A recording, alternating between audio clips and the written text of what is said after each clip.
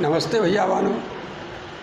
आज हम लोग सैमुसी पाठ 4 कल्पतरु पाठ का अभ्यास कार्य देखेंगे, प्रश्नोत्तरी कार्य देखेंगे। इसमें पहला प्रश्न है, अधोलिखितानां प्रश्नानां उत्तराणि संस्कृत भाषाया लिखत। नीचे लिखे प्रश्नों के उत्तर संस्कृत भाषा से दीजिए। कंचनपुरम नाम नगरम कुत्र विभाति अस्मा। उत्तर है, कंचनपुर नाम नगरम हिमवत हिमालयस सानोरूपरि विभाति अस्मा। दूसरा प्रश्न है, जिमुत केतु किम विचारे जिमुत वाहनम युवराज्य अभिषिक्तवान। जिमुत केतु क्या विचार कर जिमुत वाहन को युवराज्य पद पे अभिषिक्त किया, बैठाया। उत्तर है, जिमुत वाहन गुण संपन्न संप्राप्त यौवन च इति विचारे जिमुत केतु जिमुत वाहनम युवराज्य अभिषिक्तवान। अगला प्रश्न है, कल्पतरो वैशिष्ट्यम आकर्ण्य जिमुत वाहन किम अचिंत्यत। कल्पतरु की विशेषता को सुनकर जिमुत वाहन क्या सोचे। उत्तर है, कल्पतरो वैशिष्ट्यम आकर्ण्य जिमुत वाहन अचिंत्यत। कल्पतरु की विशिष्टता को सुनकर जिमुत वाहन ने सोचा, अहो मम पूर्वजय ईदृशम अमर पादम प्राप्य धनात् अतिरिक्तम किमपि न लब्धम। कहता है कि मेरे पूर्वजों के द्वारा इस प्रकार के अमर पौधे को पाकर धन के अतिरिक्त और कुछ भी नहीं प्राप्त किया गया। अहम अभिष्टम मनोरथम साधिष्यामि। मैं अपनी इच्छित मनोरथ को जो है कि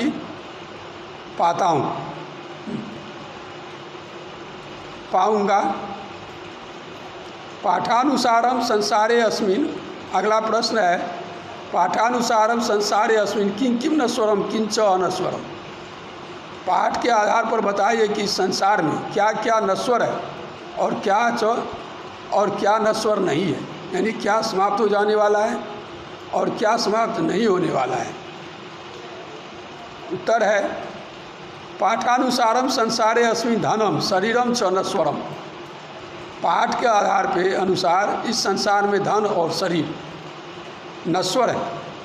परोपकार च अनश्वर, और परोपकार ही अनश्वर है, यानी कभी खत्म होने वाला नहीं है। अगला प्रश्न है, जिमुत वाहन से यश सर्वत्र कथम प्रथितम। जिमुत वाहन का यश सर्वत्र कैसे फैल गया। उत्तर है, जिमुत वाहन से यश सर्वजीवानुकंपया सर्वत्र प्रथितम। जिमुत वाहन का यश सभी जीवों पर अनुकंपा से सर्वत्र कि फैल गया। अगला प्रश्न है, अधोलिखित वाक्य स्वस्तुल पदानि कस्मै प्रयुक्तानि। तस्य सानोपरि विभाति कंचनपुर नाम नगरम। यहाँ तस्य किसके लिए प्रयुक्त हुआ है। उत्तर है, हिमवत इति कृते, हिमालय के लिए। राजा संप्राप्त यौवनम तम यौवराज्ये अभिषिक्तवान। यहाँ तम किसके लिए प्रयुक्त हुआ है। उत्तर है, जिमुत वाहनम इति कृते। अयम तब सदा पूज्य, यह तुम्हारा सदा पूज्य।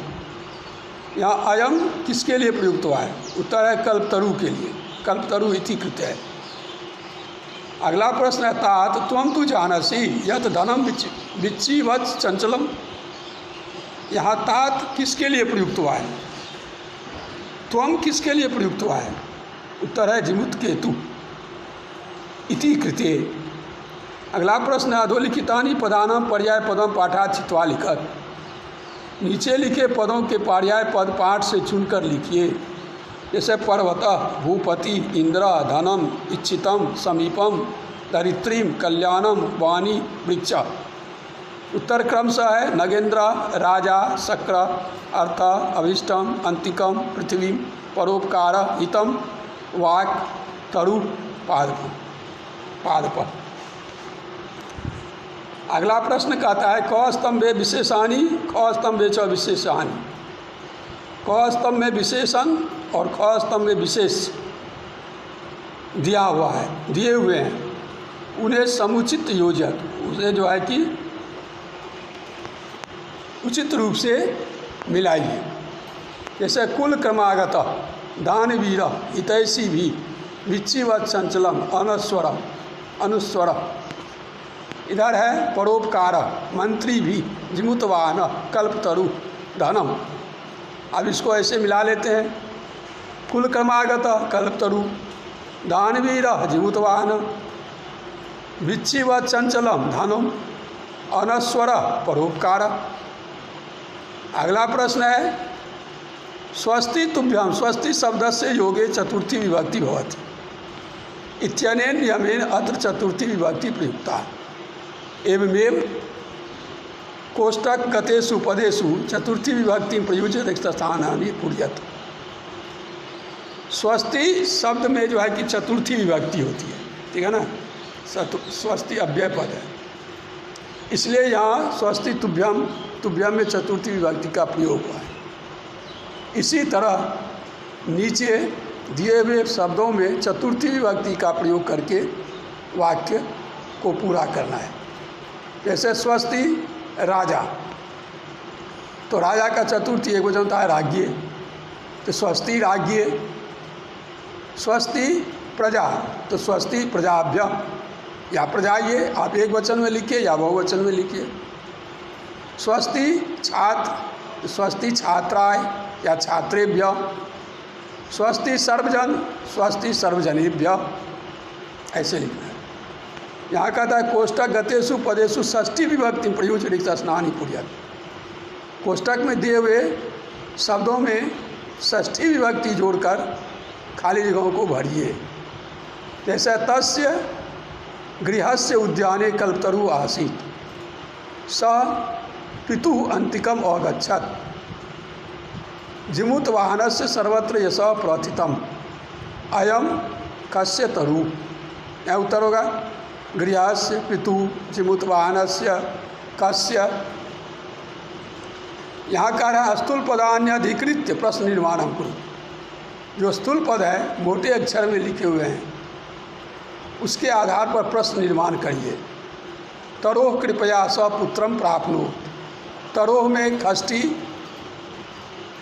द्विवचन है, खष्टी एक वचन है, इसलिए यहाँ क्या लिखें कस, कस्य कृपया सपुत्रम प्राप्नोत। स कल्प तर्पे तरुवे निवेद्यक, अब यहाँ कल्प तरुवे में क्या है चतुर्थी विभक्ति है, इसलिए यहाँ क्या लिखेंगे खसमय निवेद्यक। धन वृष्टया, यहाँ तृतीया विभक्ति है, इसलिए क्या लिखेंगे कया। धन वृष्टया स्त्रीलिंग पद है। कया कोपी दरिद्र नातिष्ठत, कल्पतरु पृथिव्याम धनानि अवर्षत। पृथिव्याम सप्तमी है, इसलिए हम लिख सकते हैं कुत्र। जीवाणुकंपया जिमुत वाहनस्य स प्रसार प्रसारत। अब यहाँ है जीवाणुकंपया, तृतीया विभक्ति है, तो यहाँ पर हम लिख सकते हैं कया। तो इस प्रकार स कस्मै निवेदित, सब में प्रश्नवाचक चिन्ह लगाना है। कया कोपी दरिद्र नातिष्ठत, कल्पतरु कस्याम धनानि अवर्षत, कया जिमुत वाहनस्य स प्रासरत। अब यहाँ यथास्थानम समासम विग्रहम च कृत, यथास्थान समास और विग्रह करना है। विद्याधरानाम पति विद्याधरपति, गृहोद्याने गृहस्य उद्याने, नागानाम इंद्र नगेंद्र, परोपकार परेशान उपकार, जीवानाम अनुकंपया जीवानुकंपया, यह सब का उद्धार है।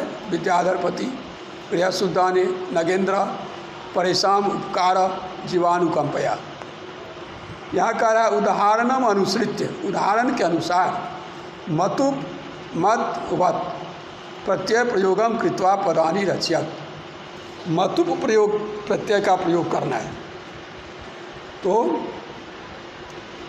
जैसे है श्री जोर मतुप श्रीमान, शक्ति जोर मतुप शक्तिमान, धन जोर मतुप धनवान, बुद्धि जोर मतुप बुद्धिमान, धैर्य जोर मतुप धैर्यवान, गुण जोर मतुप गुणवान। भैया बहनों यहाँ यह ध्यान देना है कि मतु प्रत्यय लगने पर जो शब्द अकारांत और आकारांत होते हैं उसमें वान होता है, वत से वान होता है, और बाकी में मत से मान होता है। ठीक है, आज इतना ही, कल फिर मिलेंगे। धन्यवाद।